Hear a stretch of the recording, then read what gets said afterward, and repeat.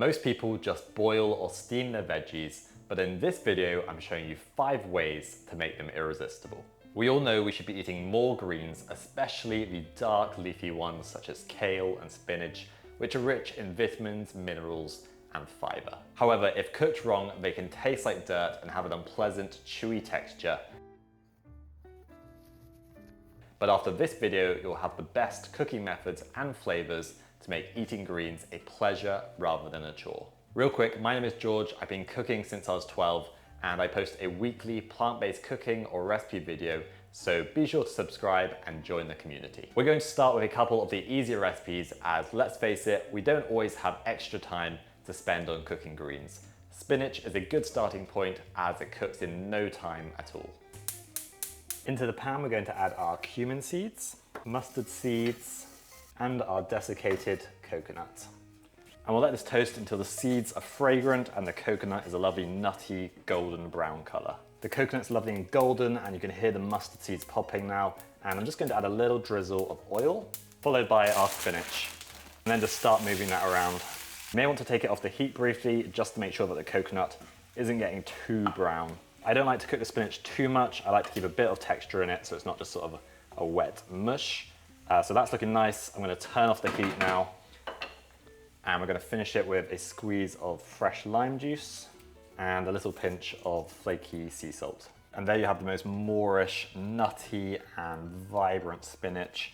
This is definitely one of my favorite ways to cook greens. Make sure you get all of that toasted coconut and the fragrant seeds out of the pan.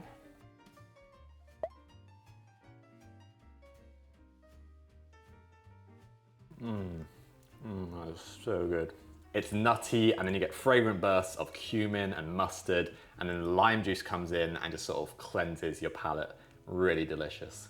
I've got nothing against simply steaming or boiling your greens, but I've got a couple of tips to improve on this method. I usually try to have greens with at least one meal in a day, and I don't always want to be cooking them fresh each time, so often I'll just blanch a big batch and then store them in the fridge. To do this, I simply boil them for a few minutes in salted water to ensure they're well seasoned. Then I drain them and dunk them into ice cold water to stop them from cooking any further and preserve their lovely bright green colour. Then just drain, and you've got lovely pre-cooked greens ready to add to any meal during the week. For a simple but delicious way to season them, I just squeeze a little bit of lime juice or lemon juice, a little bit of olive oil, and a pinch of sea salt. The acidity from the lime juice really just cuts through any sort of earthiness that you'd usually get and just makes it really lovely, fresh and vibrant. Another way to elevate your greens is with Pangritata. This is an Italian dish using leftover stale bread to create the most amazing garlicky, herby and crunchy breadcrumbs. Okay, Pangritata, an Italian staple. We're going to get a frying pan on a fairly low heat, maybe like medium low. And we don't want it to get too hot before we add in a tablespoon of olive oil, shortly followed by the rosemary and the garlic. We'll let the garlic and the rosemary lightly sizzle. We don't really want it to color at all. If it looks like it's coloring at all, just add a touch more olive oil, and that will cool down the overall temperature of the oil. And then once that's sizzling, we're going to add in our breadcrumbs. Get them all nice and coated in that really fragrant oil. And I'm going to turn up the heat slightly to about medium, and we'll just let these breadcrumbs toast for about 3 to 5 minutes until nice and golden. You can spread them out, that's going to help them get nice and toasted so that they're all in contact with the pan. These are now beautifully golden and crispy. I'm going to add some chopped up parsley and a good pinch of flaky sea salt. We'll just let that cook for 30 seconds, and then that'll be our Pangritata done. I'm just adding these back into the pot that the breadcrumbs were in. I wouldn't leave them in the pan, as they may continue to cook and burn. And then you can just sprinkle that generously over boiled, steamed, roast greens. It's just gonna completely take them to another level, but definitely be really generous. You want a bit of crunch with every mouthful. That crunch really makes you crave greens when you know you're gonna get some of this crunchy goodness on it. If you've got a family member that really doesn't like greens, then this Pangritata is the answer. It just makes them absolutely delicious, crunchy, garlicky and herby. What's not to like? Did you know you can also turn kale into a healthy and tasty snack? I've got the recipe for these incredible kale chips just to prove it. For the kale chips, you want to get them as dry as possible. So I'm going to do this in 2 stages, starting by spinning them in a salad spinner. And then the second stage is going to be to pat it dry on a tea towel. Spread your kale out. I like to give it a good old massage here. It's going to get it really dry, and it's also going to help break down the fibers of the kale, making it more digestible. And then just empty that out into a bowl.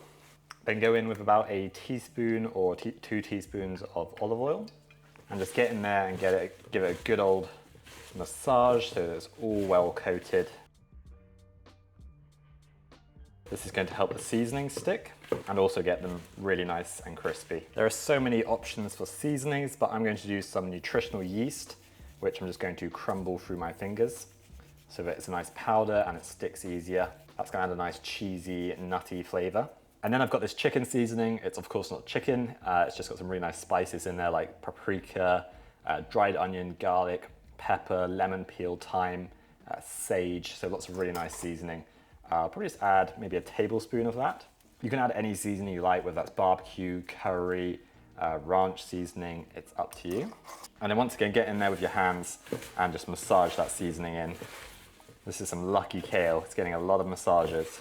And this is helping both to get the seasoning distributed, but also to sort of start breaking down the kale, making it easier to eat. I'm going to cook these kale chips in the air fryer, but you're welcome to do them in the oven. I'll include the oven instructions in the recipe, which is, as always, in the description box. If you've got a crisper basket like this, you can pop it on top, and that's going to stop the kale from flying all over the place. And we'll start it off for 5 minutes in the air fryer. After 5 minutes, you can see it's reduced in volume considerably. It's already sounding pretty crispy. But I think we can probably give it maybe 2-3 more minutes, and then it's going to be perfect. It smells incredible as well. Look at that, that is super crispy. Towards the end of the cooking, you want to pay a close eye to it, as it can go from crispy to burnt fairly quickly. Okay, let's check the crisp factor. Oh yes, that is incredible. Quite spicy actually. That chicken seasoning definitely had something spicy in it. I could easily demolish a whole bowl of these, and they're somewhat healthy. When cooking greens, you either want to cook them quickly to preserve their freshness, or you want to cook them low and slow so that they almost melt in the mouth, such as in this recipe for slow-cooked cavolo nero. Start by heating a pan, and we're going to go in with a tablespoon of olive oil. And then for this recipe, we're actually going to be using the stalks from the kale. I finely cooked them as they're very fibrous and they're going to take a while to sort of break down. Also going to add in 1 diced red onion. I've got this on a medium heat, and we'll just gently cook it until the onions become translucent and the kale stalks start to cook down a little bit. Just going to add a nice pinch of sea salt as well. So the onion's nice and soft and the kale is just sort of starting to soften, and we're going to add in 2 minced garlic cloves. We'll let that garlic cook just for 30 seconds. Now that we've got these stalks underway, we're going to add in the kale leaves. This is cavolo nero, black kale, or dinosaur kale, whatever you want to call it. I'm going to add half of the vegetable stock to start. Bring that to a simmer. Give that a little mix. This is going to literally cook down to nothing. We'll cover this with a lid, leaving a little gap for steam to escape, and we're just going to cook it down for around 30 minutes, I'd say, or until the kale is really nice and tender. If the kale starts to dry out at all, just add another splash of vegetable stock. I'm going to finish that off actually. For the last 5 minutes of cooking, I've just taken off the lid so that any excess water can be evaporated off. So both the kale leaves and stalks are really lovely and soft and tender now. So we can add in our final few ingredients. I'm adding a couple tablespoons of cashew cream, some nutritional yeast. You can have this slow-cooked kale on toast. You can use it as a pasta sauce. You could add some butter beans to it. That would be really delicious. And then just stir that through. I'm going to add a little squeeze of lemon juice as well, and a good grating of black pepper. And that is your slow-cooked black kale, a really nice alternative to the usual just sort of blanched or steamed kale. Really nice way of cooking kale, this. It really does just melt in the mouth. I'm actually going to add a little sprinkle of that Pangritata, because that is going to be such a delicious combination. Creamy with the crunch, can't go wrong. If you've never slow cooked kale, definitely give this recipe a go. Such a great way to use up the stalks as well, which most people would probably throw out as they are quite woody. But once they've been cooking for 30-35 minutes, they go beautifully soft and tender. So give this a go and let me know what you think. Finally, I've got another kale recipe because it's probably the most controversial in flavor, but this sesame kale salad is sure to convert any kale hater. For this salad, I'm going to steam the kale, which preserves a lot of the nutrients, but it isn't quite as fibrous and chewy as just having it raw. I've got about 2 inches of water in the pan, a colander on top, and the lid is going to contain all that steam and cook the kale. The kale has reduced in volume quite significantly now, which is a good sign it's going to be nice and tender. This is another great recipe for those who aren't a huge fan of kale, as we're going to have lots of other veggies within this salad to sort of break up the bits of kale, including this grated carrot. Careful not to grate your fingertips off. Definitely done that before. The kale, I've just squeezed out some of the excess water, and I'm actually going to finely shred it so it gets really nice and distributed through this salad, and you don't get like really big mouthfuls of kale. Also going to add 1 red pepper, just finely diced. This is going to add a really nice freshness to the salad, nice little juicy pops of red pepper. I'm going to cut them into quite small cubes so it's sort of the same sort of size as the other ingredients. So in each mouthful, nothing's overpowering the other ingredients. A few spring onions, I'm going to finely chop these as they can be quite oniony, no surprise there. So just going to do a nice really fine chop on these. And you'll get these lovely little thin rings of spring onion. I'm going to stop at the really white bit as that can be particularly oniony, and I'll keep that for a stir fry. For the salad dressing, we're keeping this really simple, and we're going to start with some toasted sesame oil. That's going to add a lovely toasted, nutty, almost floral flavor, really delicious. Just about a tablespoon, it is quite strong. Then I'm going to add a similar quantity of olive oil or any oil of your choice. The juice of about half a lime, or you can go for a tablespoon of rice wine vinegar.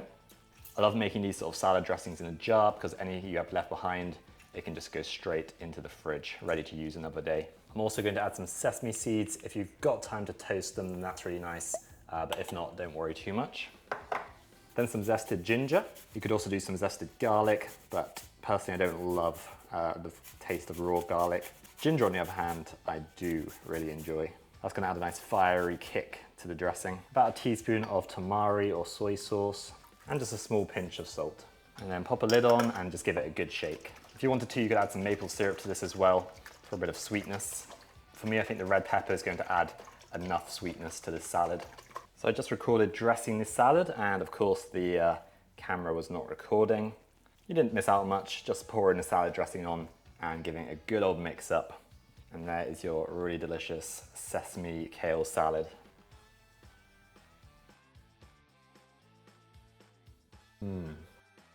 That's so good. I think shredding the kale like this is a really nice way to do it. It's a lot less overwhelming than a salad that's mainly kale. You've got all the other vegetables and flavors coming in there, and it just makes it much more enjoyable to eat. Thank you for watching this video. I've got another one where I go over some delicious ways to cook courgettes. Check it out here.